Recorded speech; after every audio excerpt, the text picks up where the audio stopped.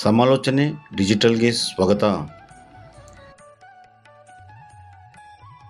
ನಗರಸಭೆ ವ್ಯಾಪ್ತಿಯ ವಿವಿಧ ಬಡಾವಣೆಗಳಿಗೆ ನಗರ ಸಾರಿಗೆ ಬಸ್ ಸಂಚಾರ ಪ್ರಾರಂಭ ಮಾಡಿರುವ ಜಿಲ್ಲಾ ಉಸ್ತುವಾರಿ ಮಂತ್ರಿ ಹಾಗೂ ಸಾರಿಗೆ ಸಚಿವರಾದ ರಾಮಲಿಂಗಾರೆಡ್ಡಿ ಅವರಿಗೆ ಶಾಸಕ ಎಚ್.ಎ. ಇಕ್ಬಾಲ್ ಹುಸೇನ್ ಕೃತಜ್ಞತೆಗಳನ್ನು ತಿಳಿಸಿದ್ದಾರೆ.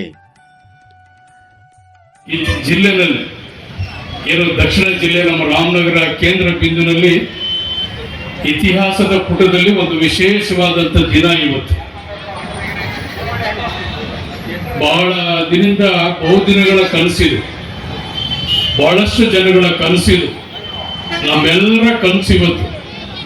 ವಿಶೇಷವಾಗಿ ಶಾಲಾ ಮತ್ತು ಕಾಲೇಜ್ ಮಕ್ಕಳ ಇದು ಒಂದು ಆಶಾಕಿರಣ ಇವತ್ತಿನ ದಿವಸ ನಾವೆಲ್ಲರೂ ಕೂಡ ರಾಮನಗರದಲ್ಲಿ ಹಬ್ಬದ ವಾತಾವರಣ ಇವತ್ತು. ಅನೇಕ ದಿವಸದಿಂದ ಈ ಒಂದು ಬೇಡಿಕೆ ಇತ್ತು. ಕಾಲೇಜ್ ಮಕ್ಕಳು ನಾವೆಲ್ಲರೂ ಕೂಡ ಯಾವುದರ ಸಭೆ ಸಮಾರಂಭಕ್ಕೆ ಹೋದಂಥ ಸಂದರ್ಭದಲ್ಲಿ ನಮಗೆ ಕಾಲೇಜ್ ಬಹಳ ದೂರ, 2 ಕಿಲೋಮೀಟರ್ ನಡಿಬೇಕು, 3 ಕಿಲೋಮೀಟರ್ ನಡಿಬೇಕಂತ ಹೇಳಿ ಶಾಲಾ ಕಾಲೇಜಿನ ಮಕ್ಕಳು ಅನೇಕ ರೀತಿಯಲ್ಲಿ ಮನವಿಯನ್ನು ಮಾಡ್ತಾ ಇದ್ರು. ಆಸ್ಪತ್ರೆಗೆ ಬರುವಂಥವರು, DC ಆಫೀಸ್ಗೆ ಬರುವಂಥವರು, ಜಿಲ್ಲಾ ಪಂಚಾಯತಿಗೆ ಬರುವಂಥವರು, ಇಲ್ಲಿಂದ ಬೆಂಗಳೂರಿಗೆ ಮೈಸೂರಿಗೆ ಹೋಗುವಂಥ ಬಸ್ ಸ್ಟ್ಯಾಂಡಿಗೆ ಬರುವಂಥವರು, ಶಾಸಕರ ಕಚೇರಿಗೆ ಬರುವಂಥವರು, ವ್ಯಾಪಾರಕ್ಕೆ ಬರುವಂಥವರು, ಎಲ್ರಿಗೂ ಒಂದು ರೀತಿಯಾದಂಥ ಒಂದು ಕೋರಿಕೆ ಇತ್ತು, ಎಲ್ಲರೂ ಕನಸಿತ್ತಿದ್ರು. ಇವತ್ತು ನಿಮ್ಮೆಲ್ಲರ ಆಶೀರ್ವಾದದಿಂದ ಕಾಂಗ್ರೆಸ್ ಪಕ್ಷ ಬಡವರ ಪಕ್ಷ, ಎಲ್ಲ ವರ್ಗದ ಪಕ್ಷ ಇದು. ಎಲ್ಲರ ಬಗ್ಗೆ ಚಿಂತನೆ ಮಾಡಿ ಇವತ್ತು ರಾಮನಗರ ವ್ಯಾಪ್ತಿನಲ್ಲಿ ಇವತ್ತು ಏನಾದರೂ ಮಾಡಿ ಸಾರಿಗೆ ವ್ಯವಸ್ಥೆಯನ್ನು ಮಾಡಬೇಕು, ಎಲ್ಲ ವರ್ಗದ ಜನರಿಗೆ ಅನುಕೂಲ ಆಗಬೇಕು, ನಮ್ಮಲ್ಲಿ ಒಂದು ಹೊಸ ರೂಪವನ್ನು ರಾಮನಗರಕ್ಕೆ ಕೊಡಬೇಕಂತ ಹೇಳಿ ನಾನು ನಮ್ಮ ಮಂತ್ರಿಗಳಿಗೆ ಅನೇಕ ಸಲ ಇದನ್ನ ಬೇಡಿಕೆ ಇಟ್ಟಿದ್ದೆ. ಮೊನ್ನೆ ಸೆಷನ್ನಲ್ಲಿ ಅಧಿಕಾರಿಗೆ ಕರೆದು ಚರ್ಚೆ ಮಾಡಿ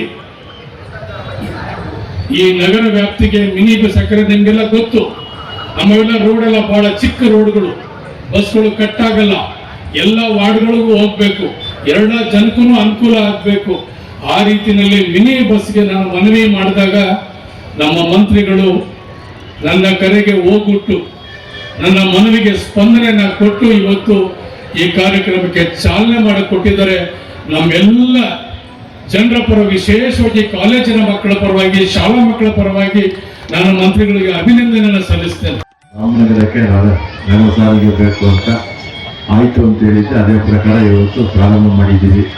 ಮುಂದೆ ಸುರೇಶ್ ಅವರು, ನಾನು ಹಿಂದೆ ಇದೇ ಇಲಾಖೆ ಮಿನಿಸ್ಟರ್ ಆಗಿದ್ದಾಗ ರಾಮನಗರಕ್ಕೆ ಆಗಲೂ ಕೂಡ ಬಸ್ ಹಾಕ್ಸಿದ್ರು ಧರ್ಮ ಸ್ಕೀಮಲ್ಲಿ.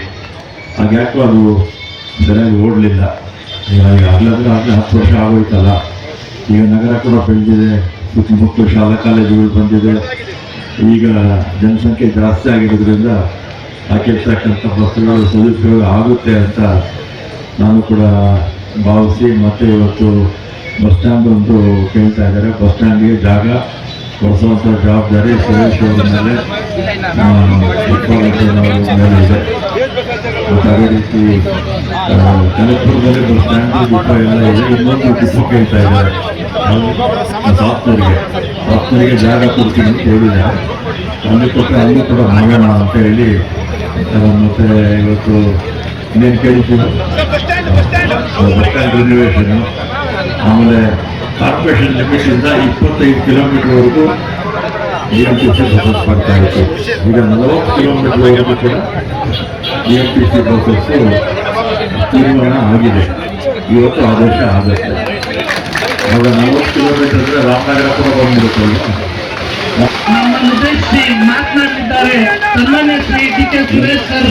ನಮಸ್ಕಾರ.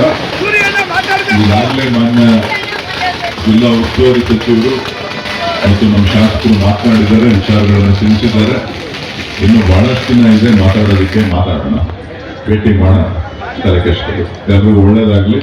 ಮಾನ್ಯ ಮಂತ್ರಿಗಳು ಬಂದು ಕಾರ್ಯಕ್ರಮದಲ್ಲಿ ಇವತ್ತು ರಾಮನಗರ ಪಟ್ಟಣಕ್ಕೆ ನಗರ ಸಾರಿಗೆಯನ್ನು ಕೊಟ್ಟಿದ್ದಾರೆ. ಅವರಿಗೆ ಹೃತ್ಪೂರ್ವಕವಾದಂಥ ಧನ್ಯವಾದಗಳನ್ನು ಹೇಳಲಿಕ್ಕೆ ಬಯಸ್ತೇನೆ. ಹಾಗೆಯೇ BMTCನ ನಮ್ಮ ಜಿಲ್ಲೆಗೆ ವಿಸ್ತರಣೆ ಮಾಡಿದ್ದಾರೆ.